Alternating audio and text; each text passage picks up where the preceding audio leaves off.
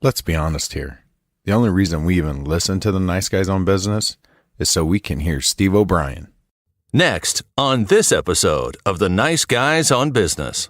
And what happened was I asked myself, well, why am I doing this nonverbal behavior? And then it grew into, well, I'm doing it because I'm trying to develop rapport.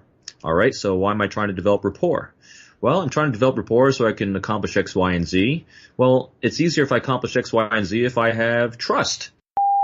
Looks like we're going to need a couple more FBI guys and the Nice Guys on Business. Need an education on how to grow your business? The Nice Guys are here to help. Learn about great customer service, networking, and how just being nice can help you prosper. Now, here are your hosts, Doug Sandler and Strickland Bonner. Hey, Funkin' fans. Welcome back. It's Wednesday. We got a really, really interesting guy on the show today. My name's Doug Sandler. No, it's not. Hold on. On the other side of the microphone, Wow. Mr. Doug Sandler. Wow. My name's Strickland Bonner. Holy shit, Strickland, are you okay? Your medication is not kicking in. I know. It's been a crazy week. And it's only Tuesday. I know. No, wait. No, Wednesday. Wednesday. God, I don't even know what day it is today. Geez, yeah, Robin Dreeke, what a great guest. He was a former Navy guy, right? FBI. Marine, FBI. So, geez, FBI. He was a former Naval Academy graduate, former Marine, former head of the Federal Behavioral Analysis Program for the FBI. I mean, a whole bunch. This guy is he's legit. I mean, I was actually a little bit afraid for my life because counterintelligence. Yeah, whenever I have somebody that is of that level, which is, let's see, including Robin, that would be one. I really never know what to expect. What would you expect if you have somebody that is a former Marine, FBI guy, Naval Academy guy? What is going on in your head when you have somebody lined up like that? Let's say that you're going to meet that guy at a networking meeting. What are you thinking? Oh, I'd be totally nervous about it, and especially knowing, if I knew ahead of time about his book. Yeah. The book is called The Code of Trust, an American Counterintelligence Expert's 5 Rules to Lead and Succeed. Now, that doesn't sound too intimidating, but when you read the description, right? Advanced rapport and trust-building training, right? So the questions that you ask before you want to read this book, did you ever leave an interaction saying to yourself, that could have gone better, right? Do you want to improve? That's all the time for me, right? Do you want to improve your leadership, interviewing, sales, and trust building skills? Doug, you know me, I am all about the perspective and the context. Right. And there's so many times where I think to myself, I know what I'm trying to say, but I don't think they heard it that way. And that's a big part of it. It's not hey, that could have gone better, right? Okay. That you'll have a conversation where it's I'm trying to say X, but I feel like they're hearing Y. Right. Yeah. It's the perception is everything. And if you have somebody that you're dealing with that doesn't trust you or doesn't feel comfortable with you, they're either not going to give you the right information, or they're not going to. You're not going to be able to develop a relationship, especially if you're in the world of sales, let's say, and you have products to promote and sell. If people don't trust you, don't like you, don't know you, they're going to run away from you as quickly as possible. So Robin gets into the way in which to actually present yourself properly so that you become a trusted individual with the person. I had a small chapter in my book. It was like a 25 question test that I had that I took. He's got an entire book that's related to trust, the Code of Trust. So good guy, great interview, and I think that you will definitely enjoy it.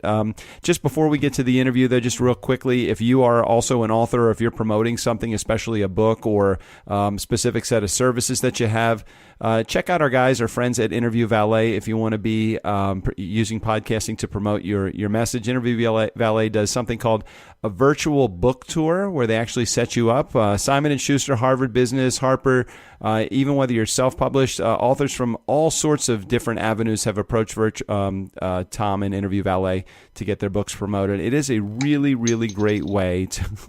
I hear beer bottles going off. Is that you? That is our editor saying, "Hey, is the Tuesday episode in the drive yet?" I'm sending her back. Yep, it's ready. Good to go. She's all over it. All right, great. Well, Interview Valet is the leader in podcast interview marketing and our preferred partner. They've worked with authors like Tim Sanders, Aaron Walker, just a ton of authors that have come on our show. So make sure you check them out. It's at interviewvalet.com. Click on the show notes. You can get more information how to get in touch with Tom and his entire gang over at Interview Valet. Just really quick, one final reminder, like I'm never going to remind them again. Don't forget. Yeah, right. If you're on Overcast, just take a moment. Right next to the play button is the little star button. Just hit the star button. That will recommend. Go back and do as many episodes as you possibly can. That is right on your phone. It's in your hand. Just take a moment. Go back, please. Right next to the star, or right next to the play button is that star button. Go ahead and do that on Overcast. We are the #1 business show on Overcast. We're about the number 7 or 8, depending on the time of the week. And I think it's regional also where people have the most recommended. I was like talking to Paul. Really? Yeah, Paul Morena had showed me his phone, and it was like number 10, and on my phone it was like number 6. So I wonder if that's like a regional thing for the most recommended. Very interesting. It is very interesting. Or maybe it's just a matter of what phone is updated. I don't. Who knows? Whatever. I don't know. Anyway, you worry way too much about that shit. I know. Well, you know what? It's gotten us here. True. Today is today Wednesday? Wednesday. Episode number 499 is today. That means tomorrow. I have a feeling, Strick, tomorrow is just going to be a total shit show. You know what? Tomorrow's episode is episode 500. It's huge. It's big. It's really important. And by the way, we don't even realize that it's episode 500 until about 35 minutes in. Yeah, we just recorded episode 500. Very controversial subject matter. I don't think it's a total shit show. It really is. It's actually far more serious than most of our episodes. We kind of get a little angry at each other. I think that Strick and I, we debriefed after we came together, we hugged. We are good now. But tomorrow's show, which we've just recorded, Strick was just. I just didn't like him for a good portion of the episode. Yeah, which is fine because I didn't like Doug for a bit of the episode either. But fortunately, we've talked about it now.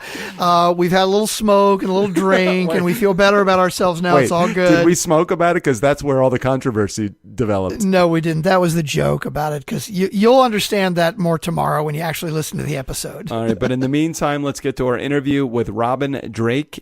Drake. That's what I'm thinking. Yeah, by the way, drugs. we probably shouldn't I'm going right to drugs when I think of Drake, but it's Dreeke, Robin Dreeke. Yeah. And we shouldn't mention drugs because, the whole FBI thing with Robin. Well, I mean, come on. The reality of life is that it's all about the dispensaries that are popping up everywhere, and that's exactly what we talk about tomorrow. But today, not so. Let's get to the interview right here with Robin Dreeke on the Nice Guys on Business podcast. Do you ever find yourself leaving a meeting or getting off the phone or even an email exchange saying, man, I just completely screwed that up. I wish I would have done that better, or I wish it would have gone better. Or if words like trust or influence or leadership are important to you, you've come to the right place today. Robin Dreeke is here to discuss effective communication. He's the author, former Marine, a Naval Academy graduate, also done some pretty cool stuff for the Federal Bureau of Investigation as well. Let's get an inside look here on the Nice Guys on Business podcast. Welcome, Robin, to the show. Hey, thanks for having me. I really appreciate it. Excited about being with you today. I love the fact that you're like an international man of mystery. We haven't really had an international man of mystery on our show. So you fit that bill well. And I was watching some of your YouTube videos, man, and definitely some cool stuff. Love your principles, love your theories.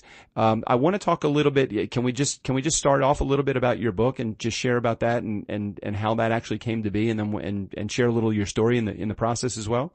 Yeah, sure. Pretty international man of mystery. I kind of laugh at that one too, because I think most of us have a bit of mystery about us. So, yeah, as you said, I'm Naval Academy graduate, Marine Corps officer, FBI guy, worked counterintelligence for over 20 years now. And what I've really learned in the entire process, especially in this world of working counterintelligence, where I don't work criminals, I don't work bad guys, I work normal human beings most of the time that just have different goals and objectives than anyone else. And so I had to quickly learn that, wow, not everyone really needs or wants to have a conversation with you. And especially being, I'm this type A hard charger, when you listen to that background, which doesn't get you very far in life if you need to rely on something other than title and position, which I didn't. So it just really came down to me, and luckily surrounded by some great mentors and guides that were natural born leaders that had this interpersonal art form and communication skill set really down. And so I just observed and tried to mimic those behaviors until I really got on our behavioral team and took over the behavioral team and started really breaking it down to try to make this art form a paint by number. And because I had good friends, good resources, pushed me to write, teach, I started giving myself what I call that new car effect. For me, that new car is a Toyota Tundra. And you give it that label and meaning. And as soon as I started giving all these behaviors, labels, and meanings between effective communication, that's where this all was born from. And then finally, the Code of Trust came about. Back around 2013, again, I was asked to do another article. And someone asked me to do an article on what it was I was actually doing when I ran our behavioral analysis program. And I had never really taken a step back and looked at it before and said, what am I actually doing? And what I discovered upon reflection from that was that in every single instance with every case I've done, and I've done about 80 or 90 of them a year on the team when I was running it and throughout my entire 20-year career, all I've ever done was strategize trust. It was really that plain and simple. I realized, anytime you're trying to interview someone or try to recruit a spy, or when I'm talking with my kids or my wife, my coworkers, anytime you have more than one person involved in anything, all you're trying to do is strategize trust so you can move forward together. So the Code of Trust was really born from that. So help just to make it encapsulated into a very, very, very short sentence or two. I love the title of the book, The Code of Trust, by the way. So if you had to pitch the book in just a sentence or two, could you do that? I see it's a pretty thick book. I mean, didn't have a chance to read every single page of it, but most of the pages I did read, and it's 365 pages. And for me, my Nice Guy community will tell you this is about a 4-month read for me, and I was able to do it. Fortunately, your publisher sent it to me about a month ago, so I've had plenty of time to absorb it. So thank you. That's right. I had to narrate it too. So you want to really bore yourself to death, read your own book to yourself out loud. That'll do it to you. Mine was half that size, and I still ended up, like you said, it's hard. Although it's an exciting material, I know reading your own stuff after you've written it is challenging.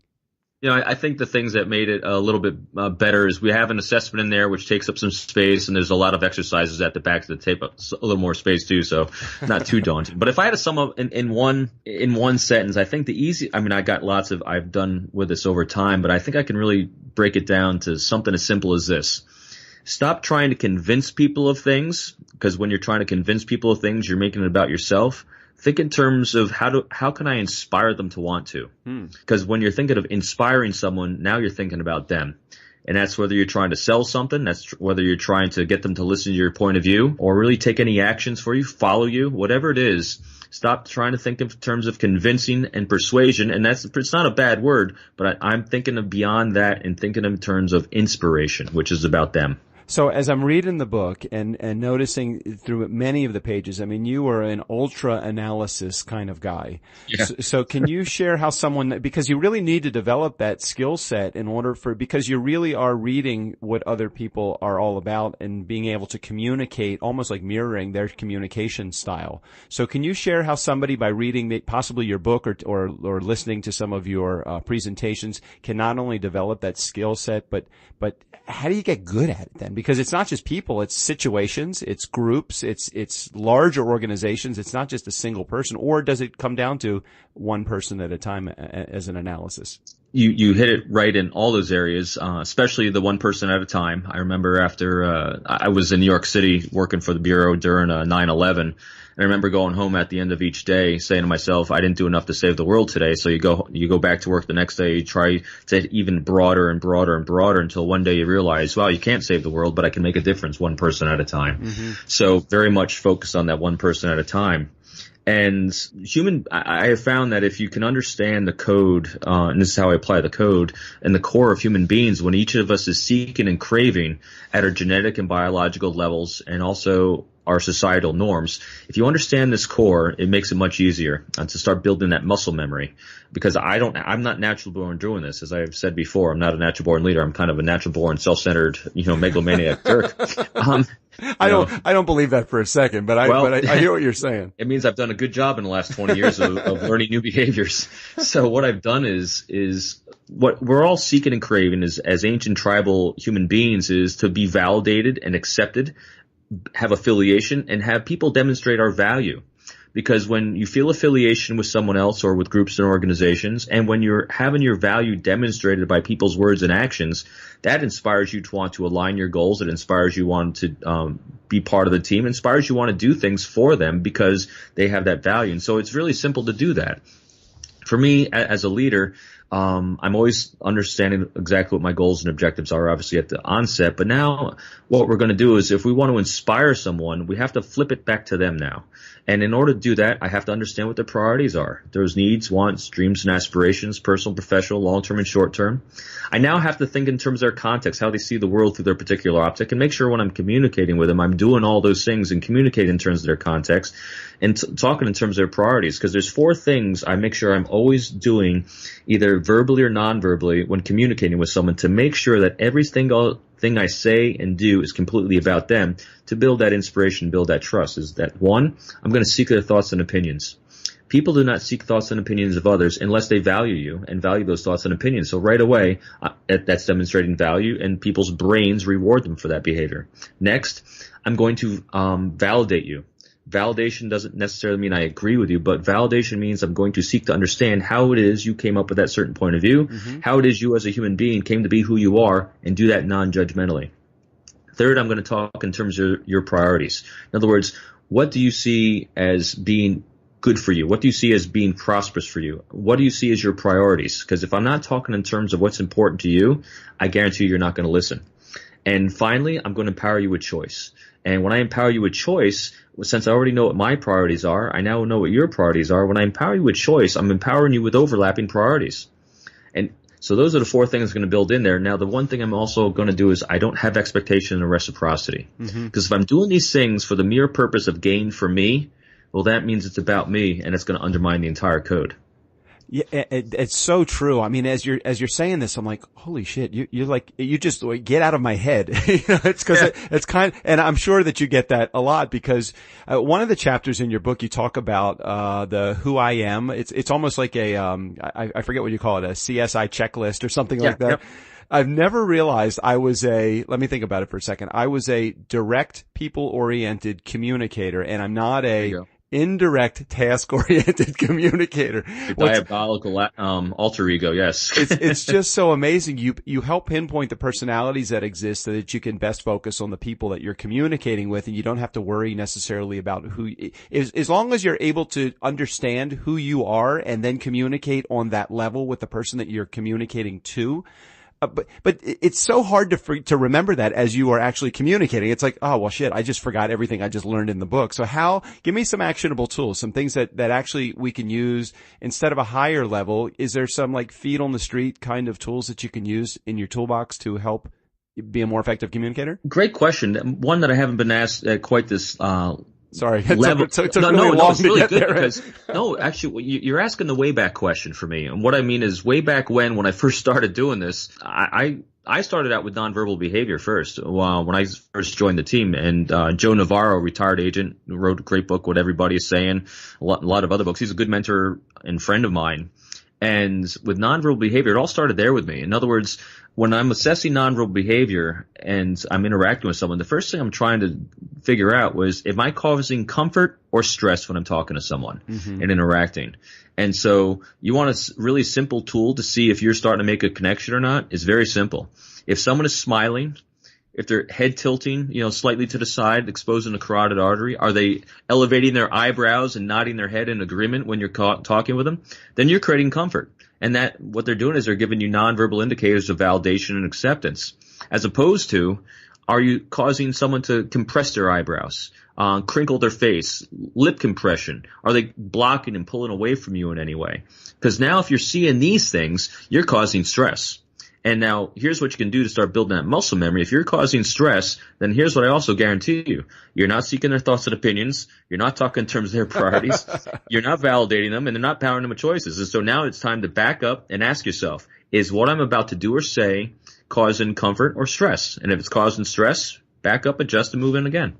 I'm assuming, again, I maybe I should have done a little bit more research. I spent more of my research on your book than I did on you personally as a trainer or a teacher. Is that something that do you have classes? Do you train that? Do you teach that? Yeah, I've taught nonverbal behavior for years, but it for everyone, like everyone, behaviorists, we kind of follow a track which kind of fits what it is we're working on and everything. And so for me, I started out doing nonverbal behavior first with great mentors like Joe. I studied Paul Ekman's things. And what happened was I asked myself, well, why am I doing this nonverbal behavior? And then it grew into, well, I'm doing it because I'm trying to develop rapport. All right. So why am I trying to develop rapport? Well, I'm trying to develop rapport so I can accomplish X, Y, and Z. Well, it's easier if I accomplish X, Y, and Z if I have trust. Right. And so it kind of became like everything in life, it's not a destination, it's a journey. Right. So it's journeyed from nonverbals to rapport to trust to inspiration, really, because literally convincing versus inspiring is something probably with me, it's only about 8 months to 12 months old. Right, right. What's interesting is you spend a lot of time in your book, obviously it's called The Code of Trust, talking about trust. And one of the things that you talk about, if I remember correctly, again, you talk about the fact that we live in an age of distrust. Again, Yeah. Really great concept. Can you share a little bit? And I'm not asking you for your political opinions at all, and I'm not asking you for, any angle. And if you want to cause trust, never give them. That's right. That's right. So can you just share what the age of distrust is all about and maybe why it might be even, because I think, again, you talk about why it's getting worse, with every passing administration, maybe, or maybe it's just a world economy. I don't know, but talk about the age of distrust. Sure. Well, why don't we trust people? We can always reverse it to that first. Let's go back again to ancient tribal man. People have this deep burning desire, both genetically and biologically as well as socially, to belong to meaningful groups and organizations. Because when you did, it meant your survival. The likelihood of your genetic coding being passed along through procreation, if you weren't part of the tribe, was slim to none. And so what's happened, and there's numerous causes for it, and I probably don't hit them all, and I'm pretty unscientific with a few of them. But, so think about, we'll just hit on social media first. Sure. As I was asked this earlier today by a friend. With the emergence of social media, it allowed people to hide behind anonymity and judge others, and do so without fear of reciprocity or conflict or direct one-on-one. And so every time someone sits and judges someone else, you're now forming a different tribe, and people want to battle their way back in. They want to convince you of their certain way of doing things. So as soon as people start using, very singular ways to describe people, it doesn't matter whether it's positive or negative, they're singling out groups and organizations which now everyone else feels ostracized from. And so now they're going to try to battle their way back in or battle their supremacy over you. So first of all, social media, I think, helps flame this distrust because people are not using those four things we talked about already when communicating, because they're not demonstrating anyone else's values. All they're trying to do is self-promote and convince people of things rather than inspire them to want to listen to them. And when you combine that, on whether it's political sides, sporting events, world politics, there's just a lot of divisive, not language where there's, people are saying negative things about each other necessarily. You can say very positive things, but at the same time, every time you say something positive about one group, every other group feels like they're not part of it. And so it causes consternation. It's amazing. The book is really, it's really quite interesting. It's not, it's more of the, Jim Collins wrote a book called Good to Great. I don't know if you're familiar with that book at all. Yep. But, very analytical. And my co-host and I, Strickland, we get into these debates all the time. I'm more of a Spencer Johnson, who moved my cheese kind of guy than a Code of Trust or Jim Collins, Good to Great, because there is so much analytics are prevalent in the book. So, but it is a wonderful book. I encourage Nice Guy community. I encourage you to pick it up. It's, we're going to put a link in the show notes so that you can get over to Amazon to check it out. A lot of great reviews to the book. And, before we conclude though, Robin, I want to ask you, can I ask you to take your author and FBI and Naval Academy graduate and former Marine, all of that, those hats off for a second and talk to me as a guy that is building a business when I ask you the next couple of questions. Are you good with that? Oh yeah, absolutely. Okay, cool. So in building a business, and you're building a business of having a book, you're building a business of your workshops, of your speaking programs, of engagement. Are there some tools that you use on a regular basis that you have found have been really effective in doing what you do? Whether it's technology or old school Post-it notes, is there anything that you use on a regular basis that really helps you build your business? Yeah, and I mean, my entrepreneurship isn't nearly as advanced as others, and I'm sure some of your listeners, but I've had some interesting observations with this. One, social media, without a doubt. Even when selling and landing a publisher, I had to bring a track record of having relationships with other people, such as yourself, that we could actually brand a book and sell a product. Mm-hmm. So having social networking I use LinkedIn, Twitter, and Facebook pretty extensively. And when you're doing so, also like what you're doing is, it's not as much about self-promotion, it's about what kind of resources and research are you doing so other people don't have to do it. So bring in resources for the success of others, promoting others. And again, that's totally in terms of the code of trust, where it's not about you and your own ego and vanity. It's about how to validate others. I have found that to be probably the most effective in building. And then finally, as part of that is branding. Depends on how you want to be branded. If you take a side in anything, I guarantee you, as soon as you take a side, half the world's going to line up against you, and you're going to lose half the potential clientele. Right.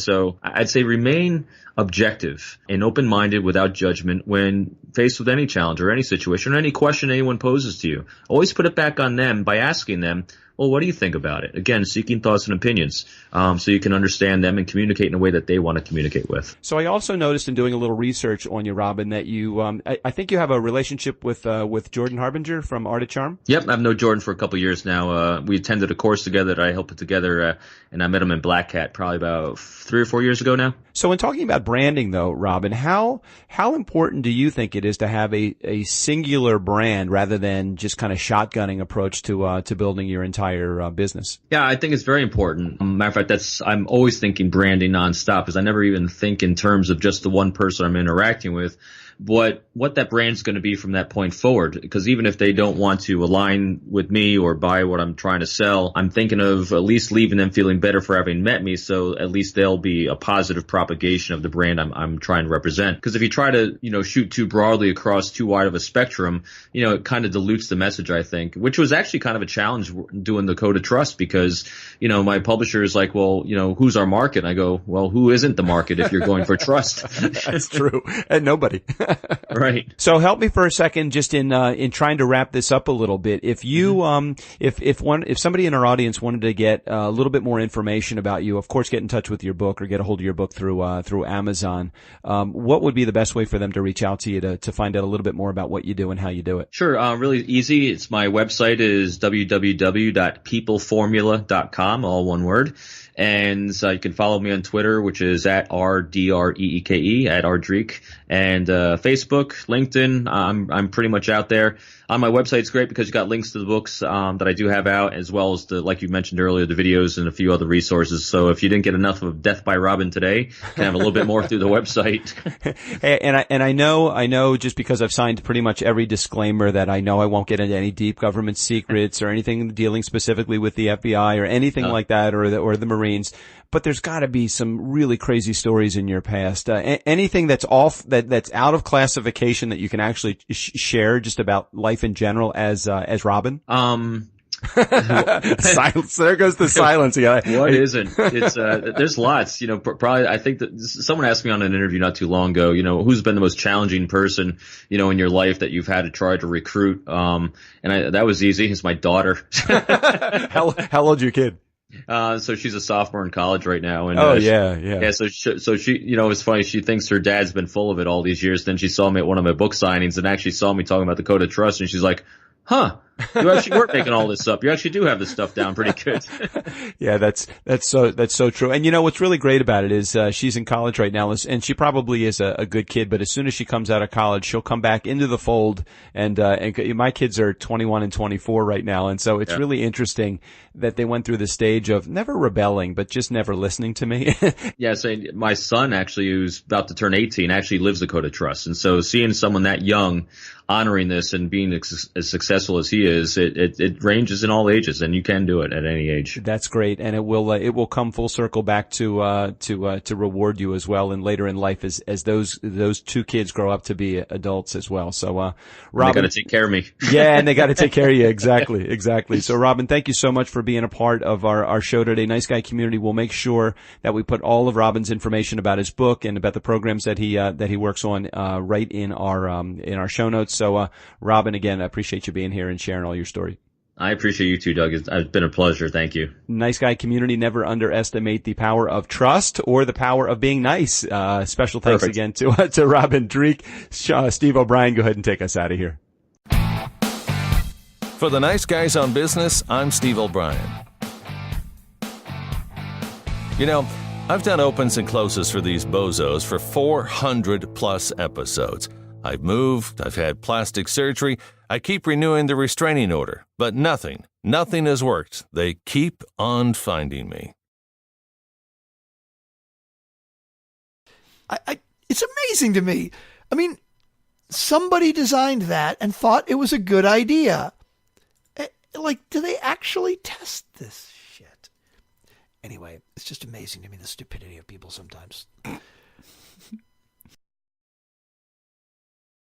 I just want to tell you all good luck. We're all counting on you.